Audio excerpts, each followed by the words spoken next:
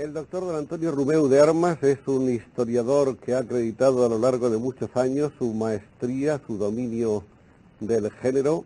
La obra realizada hasta ahora es vastísima.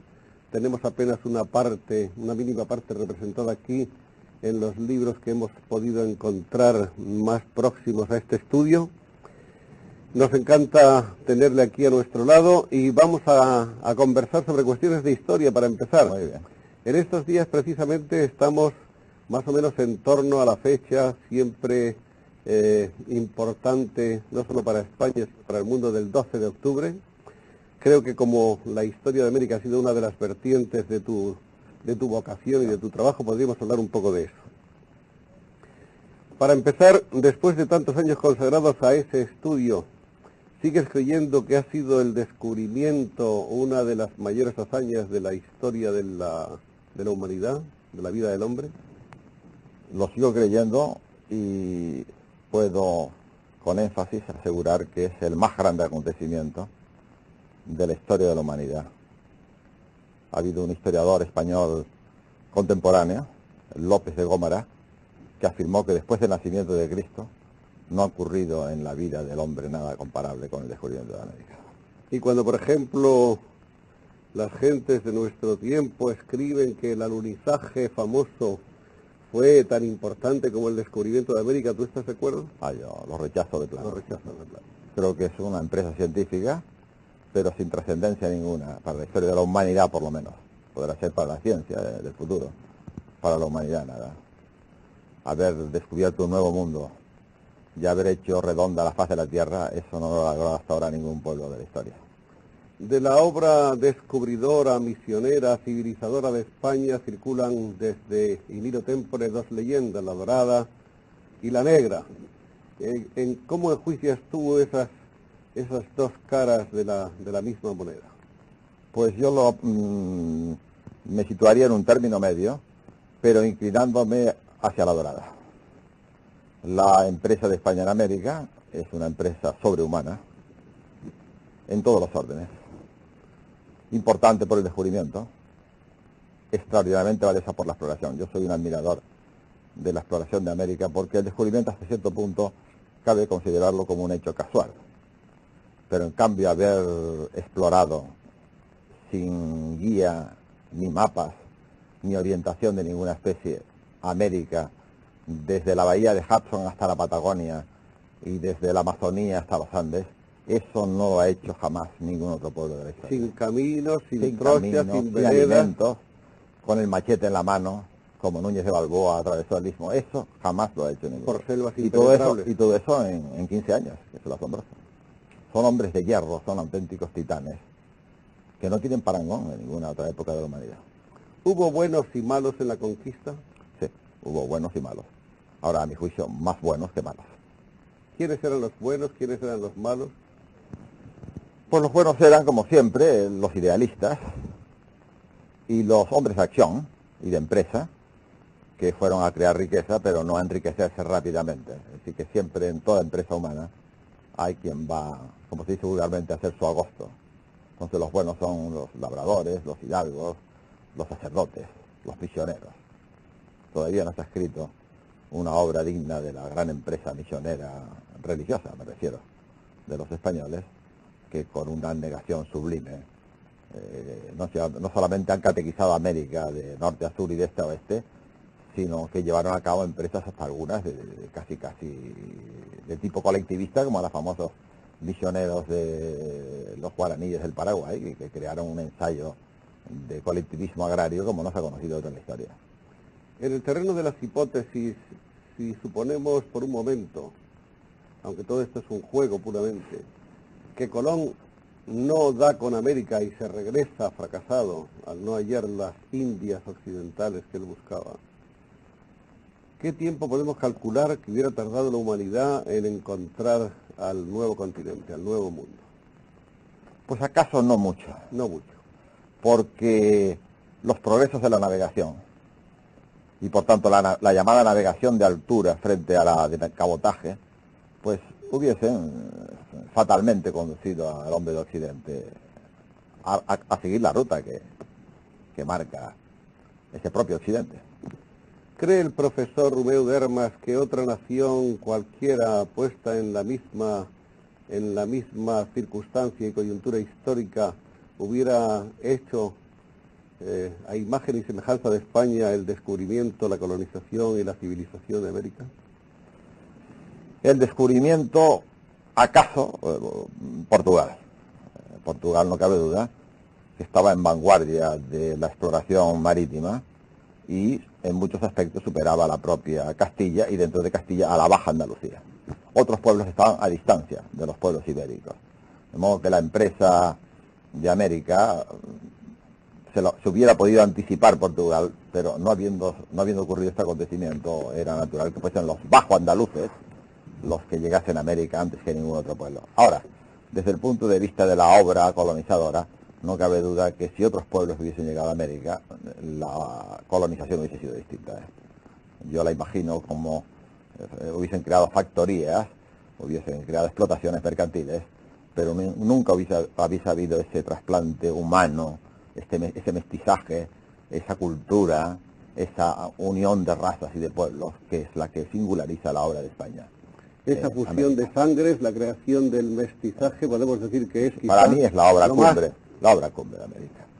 Tú que has recorrido América sabes que la armónica convivencia que se da en toda la América española, donde blancos, negros, indios, mestizos, ambos, todos se sienten fraternalmente unidos con sus problemas, sus diferencias sociales, sus diferencias de riqueza, pero el odio de razas nunca se ha dado ni se dará en América hispana.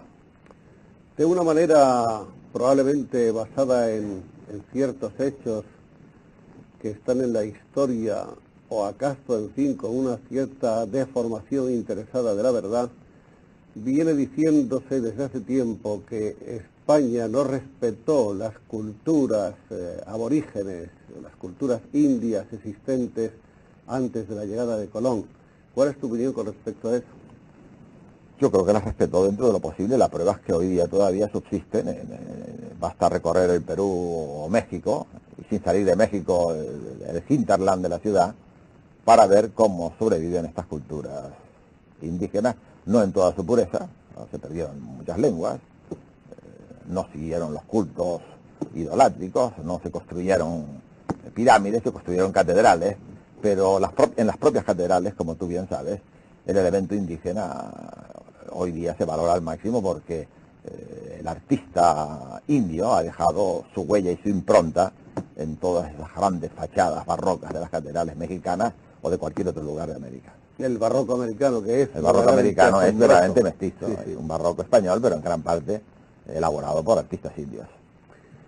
¿Podían, habiendo llegado otros pueblos, en lugar de los españoles a las costas de América, podrían haber seguido viviendo a su manera tradicional los buenos salvajes rusonianos de aquella América precolombina?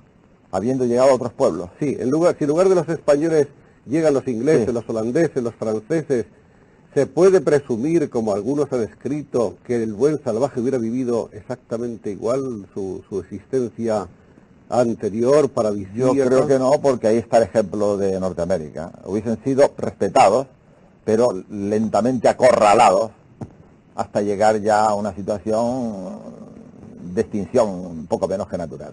Empujándoles realmente hacia las tierras peores y creando casi reservas. Yo he dicho alguna vez que va a llegar un día en que el indio en los Estados Unidos sea como el canguro en Australia, un ser de museo casi, de parque de historia natural. En una autocrítica breve y de urgencia, ¿qué diríamos que fue lo peor y lo mejor de la acción civilizadora española? Yo creo que el fallo, y alguna vez lo he destacado en mis conferencias, aunque algunos compañeros míos no han puesto buena cara, fue la política económica, y aparte de la económica, la mercantil. La económica porque Castilla era un pueblo de ganaderos, de agricultores, tenía una industria escasamente desarrollada y por tanto no pudo llevar a América más que aquello que tenía. Esto desde el punto de vista económico. Desde el punto de vista mercantil, porque si bien nuestro pecado se difumina un poco porque otros pueblos europeos, sobre todo los portugueses, que se anticiparon a nosotros, siguieron la misma política, pero a mi juicio es una política errónea, que fue establecer un monopolio mercantil en beneficio del país descubridor y colonizador. Entonces América siempre se sintió un poco maltratada, porque mientras en Europa había libertad de comercio, como la hay hoy día, en América siempre fue España la que, a través de Sevilla, introdujo mercancías de exportación y de importación, y por tanto América padeció hasta la independencia, ahí sí que yo me atrevería a decir que un sistema colonial. Así como no admito el concepto de colonia desde el punto de vista humano, social, económico, religioso, en el aspecto de comercio exterior, creo que cabría matizar diciendo que hubo un sistema colonial. De las obras del profesor Rumeo de Armas dedicadas a la costa americana, hay unas cuantas aquí. Vemos allá la política indigenista de Isabel la Católica, Colón en Barcelona, La Rábida y el descubrimiento de América. Aquí un interesantísimo trabajo sobre el código del trabajo del indígena americano, que yo creo que eso es interesantísimo. Sí, ¿no? Es un trabajo que podríamos llamar menor, pero que tuvo cierta garra en su momento, y la sigue teniendo. Traté de extraer de las leyes de Indias, dándole forma de código actual, aquellos preceptos reguladores del trabajo. Y en ese código, por ejemplo, se puede comprobar que, por ejemplo, España implantó la jornada de 8 horas en el trabajo de los indios en el siglo XVI, cosa que parece hoy inconcebible en nuestros días. Porque no tiene más valor que ese, que reducir a un código articulado todo lo que se refiere en las leyes de Indias al régimen de trabajo. Esas normas para el régimen de trabajo de los indios eran ciertamente humanas. Eran humanas, pero con los fallos y defectos propios de la época. Por ejemplo, se consolidó la mita, que ya sabes tú que era una especie de servidumbre del indio, en que durante ciertas etapas del año, a veces cada 2 años, tenían que acudir a un trabajo forzoso en las minas, que está en contradicción con la libertad de trabajo. Ahí en otro anaquel vemos Itinerario de los Reyes Católicos, Hernando Colón, historiador de América, que es curiosísima también esta monografía. Este es el discurso de ingreso en la academia, pero aquí no está. Este discurso fue como el embrión de un libro grande, que se llama igual, cambia ligeramente el título, Hernando Colón, historiador del descubrimiento de América. Y es un libro un libro crítico, un libro de tesis, donde pretendo, porque en un libro de tesis no cabe nunca afirmar, sino pretender demostrar, que la obra de Hernando Colón, de valor indiscutido e indiscutible, llamada Historia del Almirante, que nunca se ha conocido en su texto castellano, sino en su texto italiano, porque se tradujo en Venecia y se imprimió en Venecia en 1570 por un español exiliado llamado Alfonso de Ulloa, y que ha sido impugnada como una obra falsa. Yo he pretendido, mediante un análisis crítico profundo, tratar de desentrañar el misterio y valorar al máximo lo que tiene de veracidad, que son los 4 viajes, y lo que tiene de espurio, que es una parte introductoria que a mi juicio no es Hernando Colón. Esta es la médula del libro. ¿Qué juicio te merece Hernando como cronista?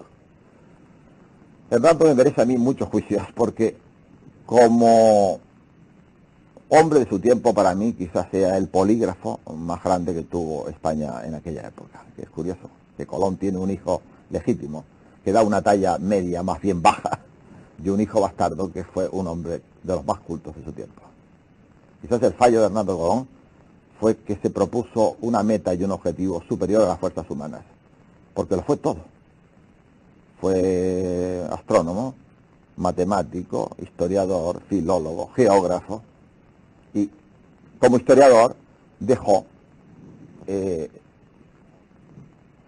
una obra definitiva que es la historia del almirante. Pero además tiene otra faceta que conviene destacar, que fue el bibliófilo más grande que hubo en España y en Europa en el siglo XVI.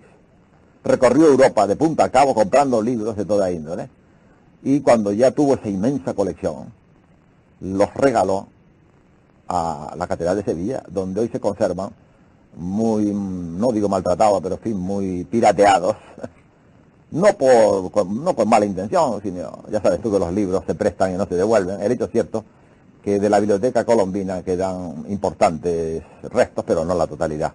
Y entre ellos obras definitivas, como la Imago Mundi, de Aliaco, que tú habrás visto, anotada de puño y letra de Colón, la historia de Plinio también anotada de puño y letra de Colón, es decir que las obras colombinas que se conservan como herencia de lo que le correspondió en el legado colombino a Hernando, son hoy de un valor incalculable. Con motivo del centenario seguramente recorrerán América porque tienen un valor entrañable y apasionante.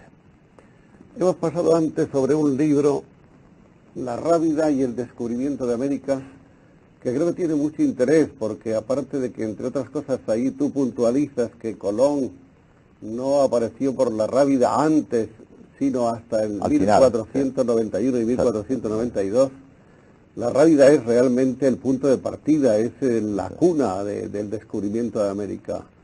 Tú que has estado tantas veces en la Rábida, que has estado viviendo incluso en ella, ¿qué piensas que significa eso, ese monumento entrañable? ¿Qué es para los españoles y para los americanos? Pues la Rábida sigue, y yo creo que seguirá siendo siempre la verdadera cuna de la empresa americana, la cuna del descubrimiento de América. Es un lugar que tiene un poder de vocación, como acaso ninguno otro de la historia española y de la historia americana. Yo creo que un americano que se tenga por tal tiene que peregrinar por fuerza a la Rábida. Tú has estado en él y sabes que es un pequeño cenobio lleno de encanto, de sabor, humilde, como todos los monasterios franciscanos, con un patio mudéjar bellísimo, con unas galerías admirables, con las pinturas de Vázquez Díaz, que tanto le valoran y enaltecen. Pero aparte de eso, no cabe duda que el libro mío, más que disminuir el papel de la Rábida, lo que trata es de enaltecerlo y ponderarlo. La estancia de Colón, que se creía que entra por la Rábida, no tiene fundamento histórico de ninguna especie, pero cuando él ya desolado y con la moral por el suelo decide huir de España, de Castilla, para buscar ayuda y protección en las cortes europeas, tuvo la suerte de llamar a las puertas del monasterio. Le salió un fraile que va a unir su nombre a la gloria del descubrimiento, Fray Juan Pérez, que había sido además un cortesano, parece de lo más, un contador de la reina, que tenía por tanto vara alta en palacio. Habló con Colón, se entusiasmó con la idea, escribió a la reina llamó primero a Fray Juan Pérez, después pidió que Colón retornase a Santa Fe, y ya se puede decir que con este paso decisivo se abrió el camino. Y luego él volvió por la Rábida, porque las calaveras van a salir de palos, y a la vuelta lo mismo, es decir que la Rábida es casi el punto clave para la empresa descubridora. Naturalmente que resumir un volumen tan importante y tan denso como la política indigenista de Isabel la Católica en pocas palabras es imposible, pero me gustaría saber qué es lo que ese libro ha pretendido exactamente. Pues el libro pretende, partiendo de una base doctrinal, que hoy nos parece no ya inconsistente, sino rechazable. En la Europa del siglo XV se consideraba que el infiel salvaje no tenía condición humana y que podía ser reducido a la condición de cosa y por tanto sometido a esclavitud.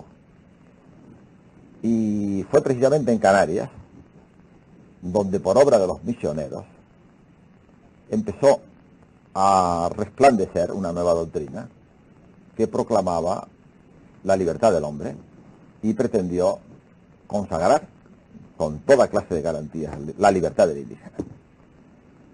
Para ser exactos, el triunfo en Canarias no fue total.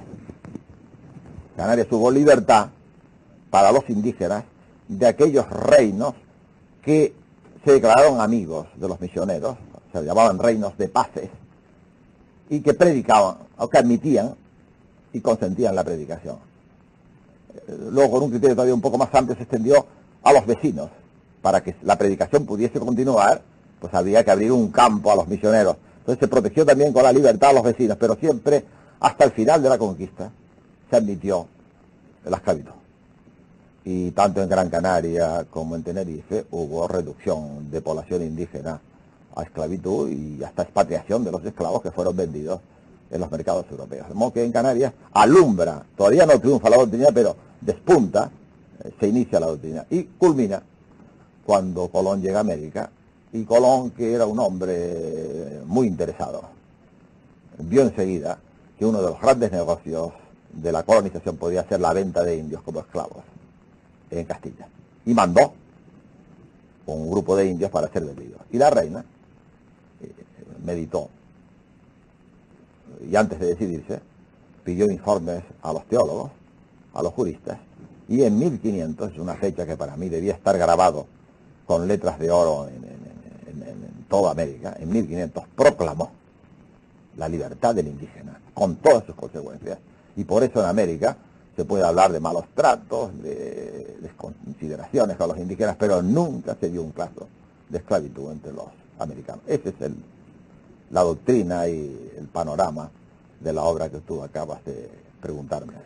Aparte que naturalmente hay ahí una sutil distinción que hacer entre lo que era, podemos decir, la política general del Estado español ante el hecho del descubrimiento y la incorporación de esas gentes ignoradas y desconocidas hasta ese momento, de esas tribus, y el comportamiento individual, personal, de una serie de individuos que habían llegado allí y que vieron la oportunidad, como tú decías, de hacer su agosto, que no eran los hidalgos sino los otros, y que naturalmente procedieron a tratar al indio como si fuese su esclavo, ¿no? Sí. Yo no sé si tú sabrás que el propio Fray Bartolomé de las Casas, que va a ser el gran apóstol, apasionado, Ramón Benet Espiral lo ha calificado de esquizofrénico, pero sin llegar a tanto, no cabe duda, que fue un hombre que puso tanta pasión que cayó en errores crasos y en actitudes que no se puede sostener históricamente, pero el mismo Bartolomé de las Casas cuenta cómo él tuvo, cuando su padre regresó de Cuba, trajo un indio que fue su criado y él lo quiso mucho, y luego la reina ordenó que lo liberase y él conoció, luego cuando volvió a Cuba, al indio que había sido su esclavo, libre, trabajando en tierras cubanas. ¿Cómo reaccionaron los demás pueblos de Europa, Inglaterra, Francia, Holanda, etcétera, ante el hecho del descubrimiento? Pues fue distinto según los países.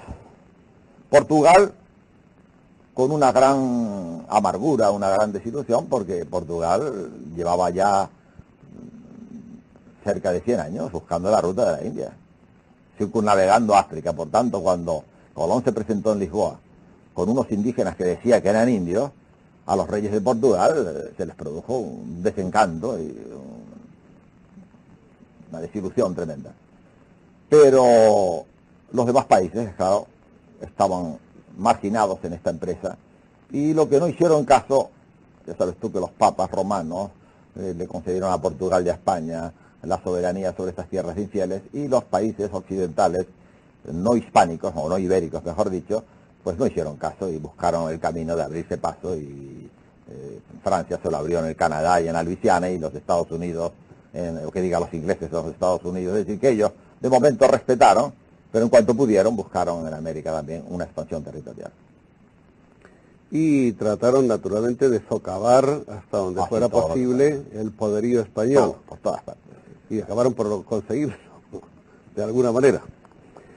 Estamos en un momento en que se habla mucho de un reencuentro de España con los países hispánicos, de que ha llegado la hora de una cooperación, de un frente común en pie de hermandad, quizá dejando un poco al margen la vieja retórica de la madre patria y de las hijas lejanas, ahora ya como en pie de igualdad, Estado con Estado, pero todo eso es posible, vamos a llegar a eso algún día. En el terreno que pudiéramos llamar cultural, no solamente es posible, sino viable, y yo creo que está en camino. Ya en el terreno económico los problemas son más complejos, porque nuestras economías son muchas veces similares, y España no tiene el potencial industrial todavía, para poderse poner de país un poco en vanguardia de ese gran movimiento colectivo de unificación hispánica. Yo creo que es un objetivo remoto, pero que no es un objetivo próximo. Que sin embargo, si uno realiza alguna cierta investigación directa sobre las gentes de los países de la estirpe hispánica, se da cuenta de que este es una especie de deseo general, Sí. expresado lo mismo por los hombres de la calle que por los jefes de Estado, los políticos, etcétera. De modo que parece que hay un sentimiento de que eso es indispensable, de que hay que llegar a ello. Y yo creo que sí que se llegará en una fecha no próxima, pero tampoco remota, a la creación de una comunidad hispánica de naciones, con vínculos políticos, militares, económicos muy estrechos. Hay otra parte de la producción del profesor Romeu de Armas que es la que podemos llamar adelantista. Aquí hay algunos volúmenes relacionados con esa época, con esa etapa: la conquista de Tenerife, el obispado de Telde, la Junta Suprema de Canarias, la expedición misionera al Brasil martirizada en aguas de Canarias, la torre africana de Santa Cruz de la Mar Pequeña, etcétera. Pero sobre todo yo quisiera llamar la atención de nuestros espectadores sobre este volumen, que es el tomo primero de una obra de 5 volúmenes. 5 volúmenes. Es impresionante el trabajo que hizo aquí de investigación y de documentación el doctor Romeu de Armas. Piraterías y ataques navales contra las Islas Canarias. Consejo Superior de Investigaciones Científicas, Instituto Jerónimo Zurita. Está dedicado por el profesor a sus padres. Y es curioso que además hay es una edición que está espléndidamente ilustrada.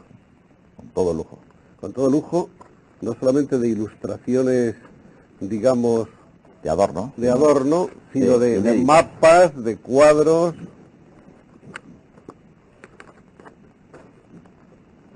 Aquí está, por ejemplo, un mapa que señala los viajes del corsario John Hawkins, que también mereció un libro especial que se llama así, ¿no? Sí, los viajes de John Hawkins, viajes de John Hawkins a América. Bueno, parece que este es un tema especialmente importante, un tema sobre el que hasta aparecer este libro se había escrito muy poco. Sin embargo, la documentación que hay es densa, es una masa importante. Eso nos demuestra, entre otras cosas, que la piratería que funcionaba un poco contra el Estado español, hostilizando a la flota que regresaba de América con la plata y con el oro, eran no solamente unos piratas que porque sí iban tratando de robar o de usurpar tesoros ajenos, sino que estaban dirigidos por potencias extranjeras, ¿no es eso? Al principio fue el pirata puro, o sea, el ladrón del mar, que en Francia les llamaban los espumadores del mar, que no deja de ser un nombre poético. Entonces eran aventureros que se lanzaban al océano a ver si podían capturar algún galeón cargado de metales preciosos. Pero después ya fue una empresa de Estado. En Francia los reyes respaldaron las expediciones, y en Inglaterra, en tiempos de John Hawkins, sobre todo de Francis Drake, el gran almirante, la figura quizá más grande que haya tenido en la historia de la humanidad en el campo un tanto triste de la piratería, nuestro Lope de Vega le dedicó nada menos que un poema, que ya está bien, La Dragontea, es la exaltación de las hazañas de Drake. Pues en tiempos de Drake, la propia reina Isabel fue accionista de empresas mercantiles donde con muchos billones apoyaban a estos empresarios náuticos y luego se repartían fabulosas ganancias. Drake fue el gran terror de América.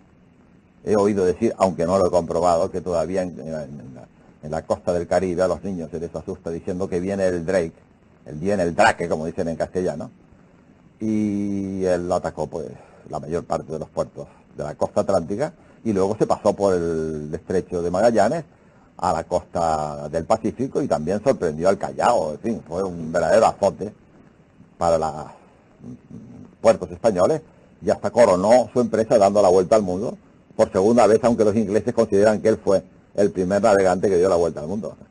La reina Isabel le dio, como a Carlos V Magallanes, un escudo con una carabela y una inscripción alusiva, pero él fue el segundo o el tercero, pero nunca le puede arrebatar al Cano la gloria de haber sido el primero.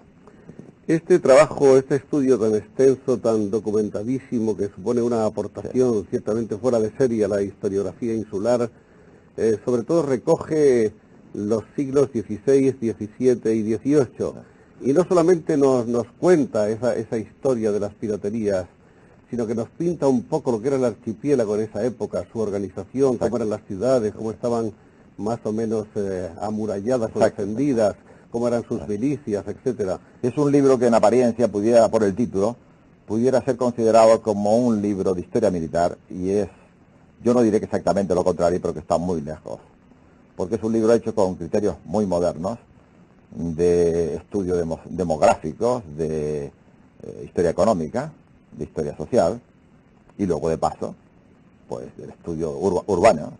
Todas las ciudades de Canarias tienen aquí señalados sus precedentes urbanísticos, cómo fueron evolucionando, las fortificaciones a las que tú has aludido, que es una obra completa, que no es una historia de Canarias ni mucho menos, pero que sí destaca el papel de Canarias como auténtico epicentro del Atlántico, y como todas las rutas se cruzaban en torno a Canarias, porque para ir a África del Sur, para ir a América del Sur, para ir a América Central, a América del Norte, para ir a veces desde África a Europa, ¿sí? Como era el punto clave, era casi el centro del mundo europeo conocido entonces. ¿Y qué eran? ¿Cómo eran las Canarias, por ejemplo, en el siglo XVI? Pues yo me las imagino como un tanto idílicas. Ya no había población indígena, no porque hubiese desaparecido, los indígenas eran pocos, era una población muy reducida, pero el mestizaje fue tan rápido que a los 50 años pues ya no cabía hablar de población aborigen, ya se habían fusionado, y luego hubo una emigración lenta pero interrumpida de población europea, más española que europea, dentro de España más andaluza que de ninguna otra parte.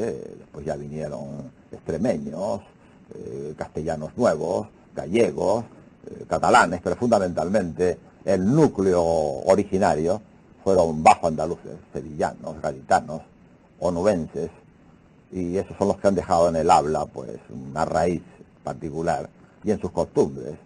Las iglesias, si tú has estado por ejemplo en la Baja Andalucía, en Trigueros, en Ayamonte, en Moguer, habrás visto que las iglesias son muy similares, y las casas, y aquí se ve que palpita un poco las costumbres y las tradiciones de la vieja Andalucía baja, con un cierto sabor americano. O América lo recogió de Canarias, pero cuando yo he estado en Cartagena de Indias, por ejemplo, y visitando el barrio viejo, me parecía que estaba visitando el barrio de Vegueta, o los barrios antiguos de las ciudades canarias. Eso pasa con muchos barrios de Venezuela, vamos, de cualquier ciudad venezolana. Claro, Venezuela es un caso especial porque en Venezuela la inmigración casi se puede considerar que es sustancialmente canaria. No hay familia hoy día venezolana que no tenga 3 abuelos de 4 que sean canarios. Cuando escritores y periodistas hablan de Canarias, hablando del pueblo guanche y del alma guanche, ¿hasta qué punto están señalando una realidad? Yo creo que sí que es una realidad, aunque una realidad débil. El pueblo guanche tiene que haber quedado vestigios, no solo raciales. Yo no creo que hoy día se pueda afirmar que haya un canario que lleve 100 años viviendo en Canarias que no tenga algo de sangre guanche. Porque la multiplicidad de abuelos hace que por alguna rama los canarios tengan sangre aborigen. Y han quedado pues en las costumbres, en las tradiciones, en las fiestas, en el folclore. Pero en lo demás, la asimilación fue absoluta. Y aprendieron enseguida el castellano. Nunca fueron, esto es curioso, nunca fueron considerados, por ejemplo, con una política de discriminación, como los judíos. Por ejemplo, todos los descendientes de guanches fueron admitidos en la iglesia. No había pruebas de limpieza para ellos. Fueron admitidos en la Inquisición, que es más extraño. Son muchísimos los clérigos con sangre aborigen que la Inquisición la vio a las puertas de par en par. Así que nunca hubo para ellos el trato discriminatorio que hubo para los conversos. Que sí lo hubo. Sabes tú que no podían entrar en los cuadros eclesiásticos, y no digamos en la Inquisición. ¿Cuál puede ser el origen, profesor, de esa denominación un poco desdeñosa que en ocasiones de una forma recurrente va apareciendo y desapareciendo, de llamar godo al peninsular, etcétera? Pues ese es un fenómeno que yo, más que contemporáneo, me atrevería a calificar de contemporanísimo, porque la palabra viene de América.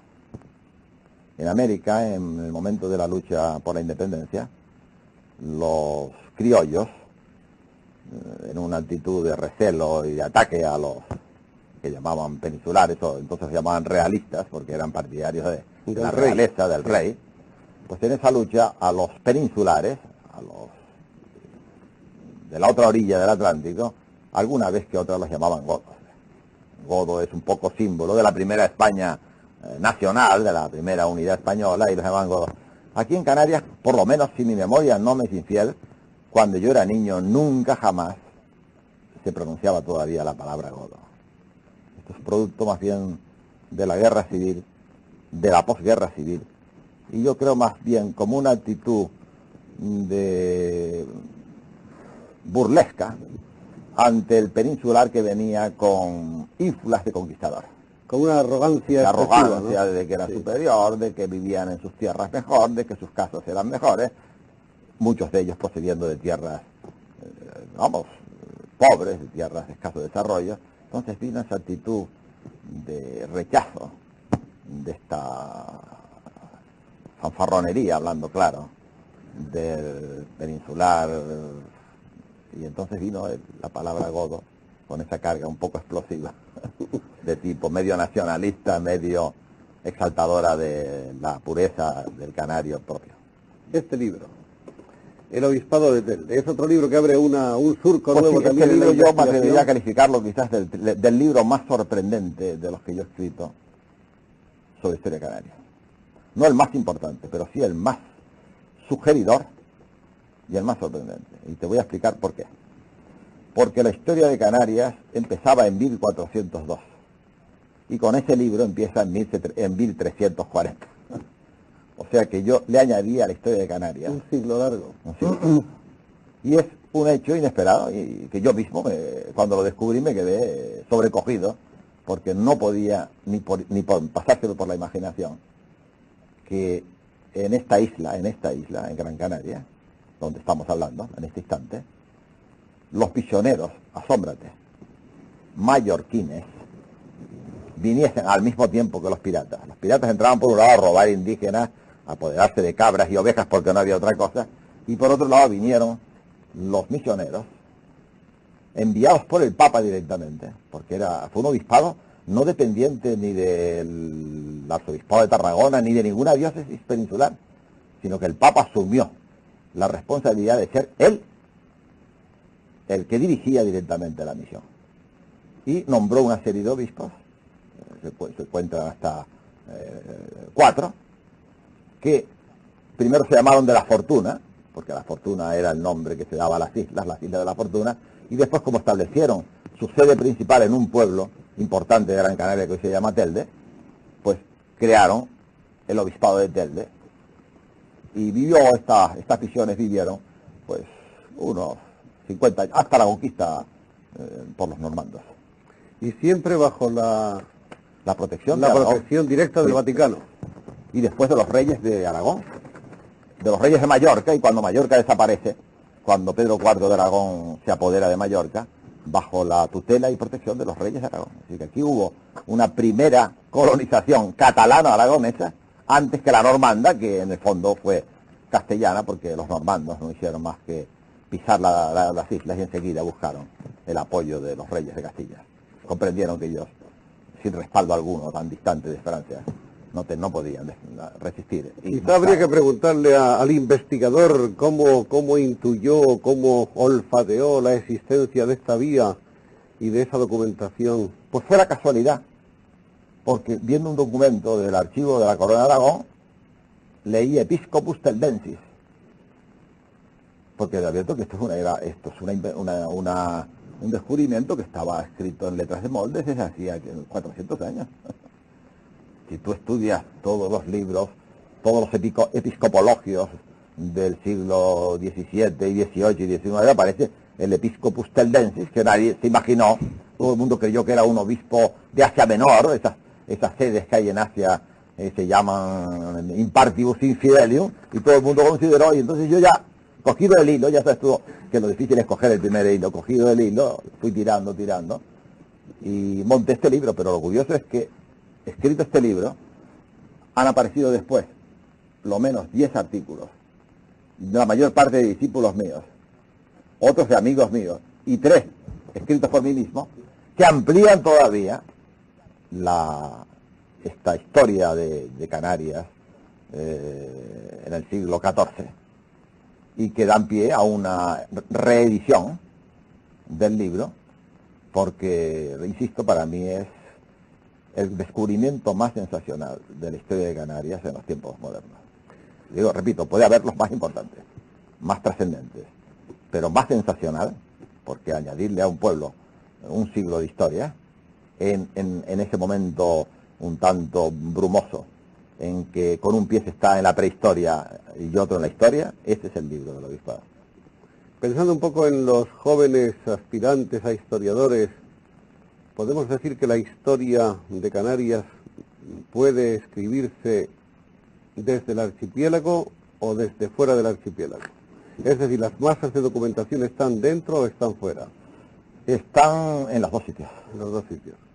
La más importante fuera, pero no se puede hacer tampoco sin venir adentro, a estudiar dentro. O sea, hoy el archivo número 1 para la historia de Canarias sigue siendo el de Simancas, en la provincia de Valladolid, en el castillo este tan evocador, tan hermoso y tan bello.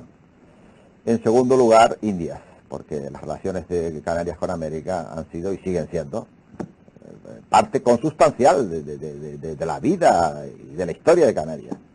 No se concibe Canarias sin América, y yo me atrevería a decir que no se concibe América sin Canarias. Después, en menor grado, el archivo de la Corona de Aragón. Pero las islas también conservan fondos documentales de extraordinaria importancia. Salvo Gran Canaria, que ha tenido la enorme desgracia de que un pirata se llevó medio archivo, y cuando Gran Canaria rehizo su gran archivo documental, un incendio lo hizo desaparecer. De modo que en este sentido, Gran Canaria ha sido una isla trágicamente mal parada. Tiene fondos, pero no tiene la riqueza, por ejemplo, de Tenerife o de La Palma, sobre todo de Tenerife, que tiene un archivo verdaderamente de primer orden. ¿Cuál era el poder de atracción que irradiaba el archipiélago en el siglo XVI como para que vinieran acá mallorquines, castellanos, genoveses, portugueses, etcétera? En la época a la que yo venía haciendo alusión antes, o sea, en la época del obispado de Telde, era la piratería, no en el sentido segundo de la piratería del oro y de la plata, sino la piratería de asalto, el apoderarse de ganado, de indígenas. El hombre, sabes tú, que tuvo un valor en el mercado europeo, hasta hoy, porque la esclavitud ha vivido hasta hace un siglo, y todavía en algunos países del centro de África se practica, como tú no ignoras.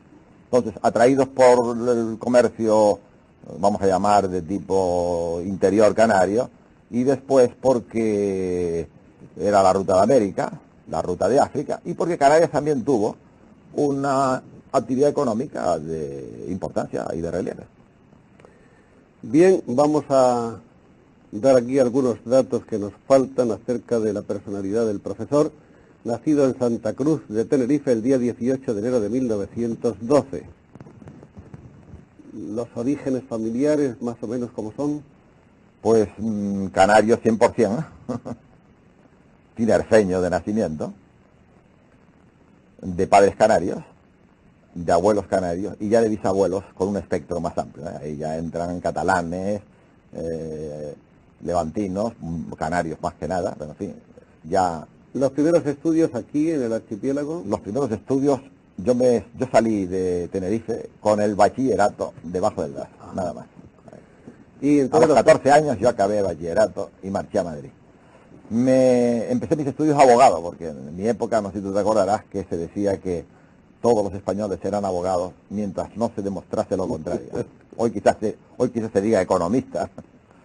Y entonces la carrera de Derecho y de Letras estaban muy ensambladas, eran la viejo caserón de San Bernardo, las aulas estaban próximas, y yo hice algunas asignaturas de letras que me interesaban por aumentar mi cultura. Y luego ya acabé la carrera de letras.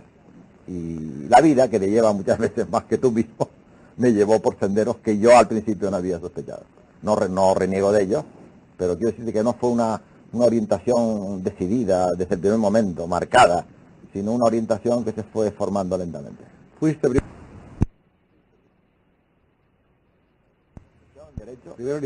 pero primero doctor en filosofía y letras y después doctor en derecho. En ciencias históricas, ¿no? Ciencias históricas.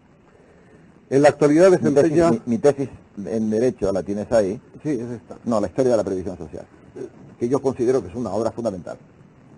No porque sea mía, Historia de la previsión social en ahora se está reimprimiendo en Madrid en estos instantes.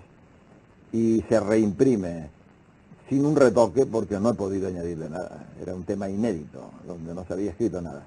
Y para decírtelo en 2 palabras, trataré de llevar a tu ánimo el convencimiento de que lo que se estudia en este libro es la labor mutualista de la masa obrera en la España moderna y en la España medieval.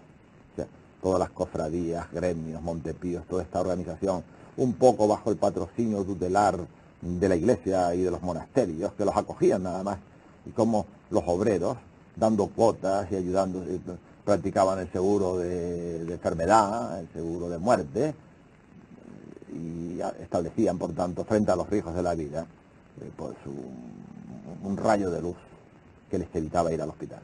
Este es el libro. Esta fue la tesis en Derecho. Que no fue tesis, en realidad fue un libro que yo escribí acabado de ganar la cátedra. Hasta te puedo contar una anécdota. Yo este libro lo escribí recién casado. Después del viaje de novio me encontré con que me quedaba un mes para escribirlo, o perdía la opción porque era un premio importante. Y me encerré en una habitación y con una cajetilla de cigarros y una luz eléctrica, en 50 días escribí el libro, con todo el material, eso sí. Y en agosto en Madrid. En la actualidad el profesor desempeña la cátedra de Historia de España en la Edad Moderna en la Facultad de Geografía e Historia de la Universidad Complutense de Madrid. La misma disciplina la profesó antes en la Universidad de Granada y en la de Barcelona, pero anteriormente había sido catedrático de instituto.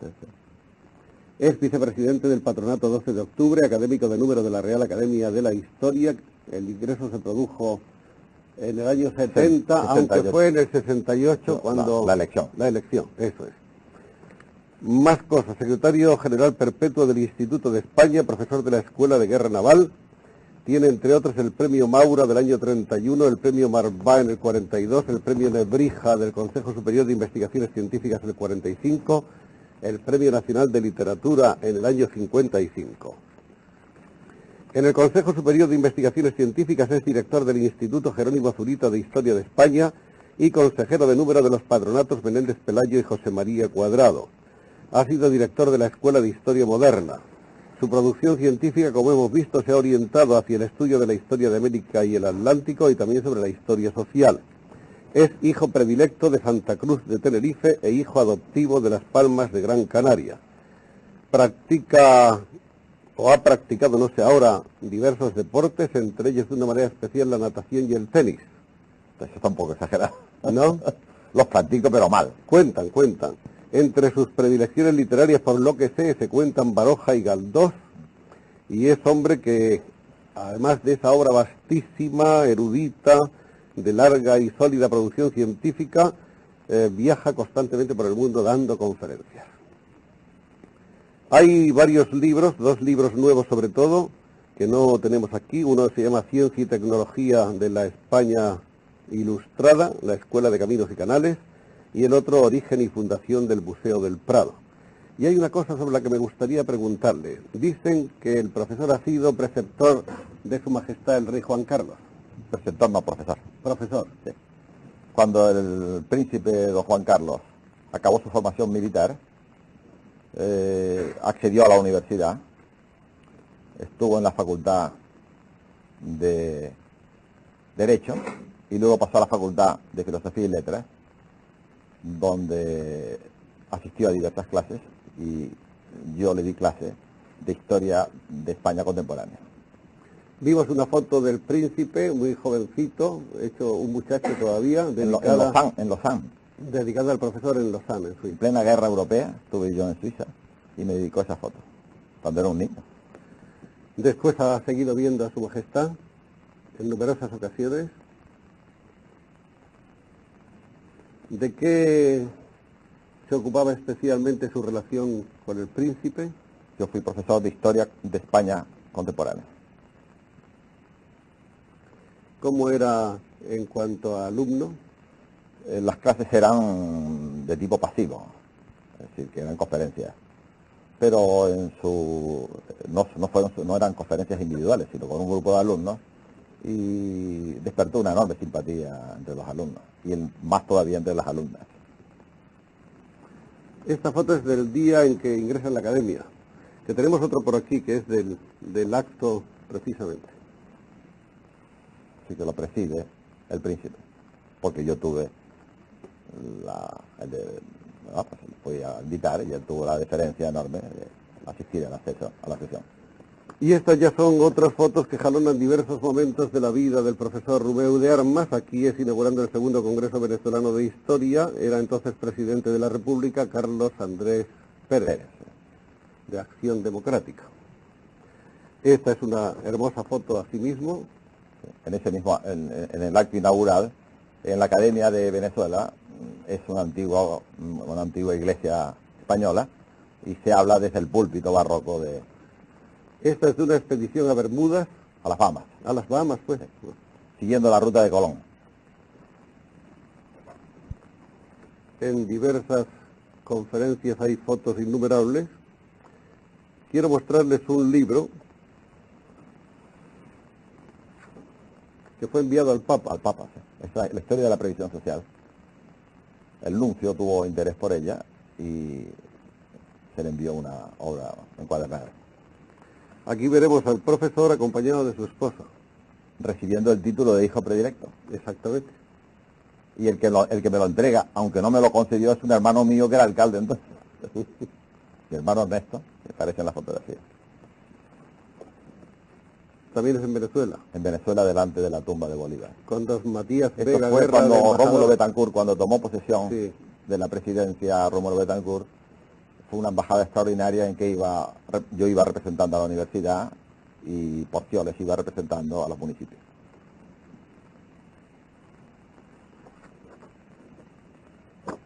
Esto es en la Escuela de Guerra Naval, de la que yo soy profesor, cuando me concedieron la Gran Cruz del Mérito Naval.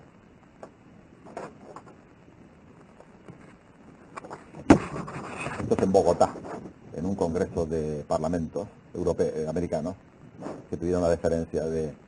Ahí tiene usted un personaje que murió trágicamente, usted lo conoce, el alcalde de Barcelona, Viola.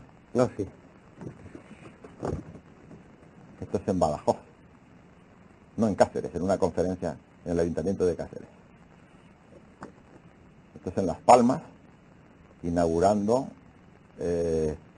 una lápida que recuerda que muere en Las Palmas uno de los más cultos escritores del 16, Gonzalo Argote de Molina.